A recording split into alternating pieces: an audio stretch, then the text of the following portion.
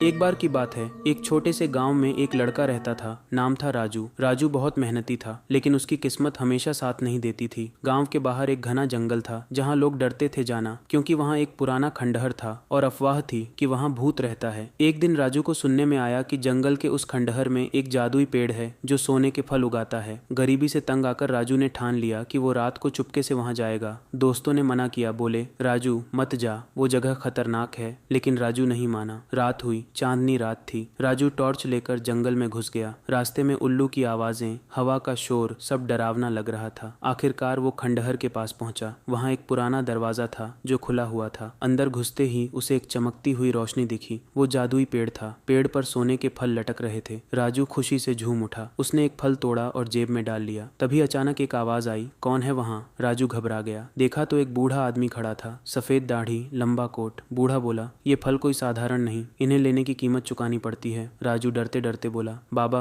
मैं गरीब हूँ, बस एक फल चाहिए। बूढ़े ने मुस्कुराकर कहा, ठीक है, लेकिन शर्त यह है कि तू ये फल गांव के सबसे गरीब आदमी को देगा और किसी को नहीं बताएगा कि कहाँ से लाया। राजू ने वादा किया। फल लेकर घर लौटा। अगले दिन उसने गांव के सबसे गरीब बूढ़े चाचा को वो फल दे दिया। चाचा ने फल बेचा और अमीर हो गया, लेकिन राजू फिर से खाली हाथ। कुछ दिन बाद राजू फिर जंगल गया। इस बार बूढ़ा पहले से इंतजार कर रहा था। बोला, तूने वादा निभाया, इसलिए अब असली इनाम। और उसने राजू को एक छोटा सा बीज दिया। बोला, इसे अपने घर के आंगन में बो दे। राजू ने वैसा ही किया। रातों रात वो बीज एक पेड़ बन गया। लेकिन ये पेड़ सोने के फल नहीं, बल्कि हर तरह के फल उगाता था जो कभी खत्म नहीं होते। राजू ने गांव वालों को बुलाया, सबको खिलाया, बांटा। गांव खुशहाल हो गया। और राजू, वो अब भी मेहनती था, लेकिन अब उसकी मेहनत का फल सबको मिलता था। बूढ़ा, वो कोई और नहीं, जंगल का रक्षक था जो सच्चे दिल की परीक्षा लेता था। कहानी का मोरल, लालच नहीं, दया और ईमानदारी से असली खजाना मिलता है।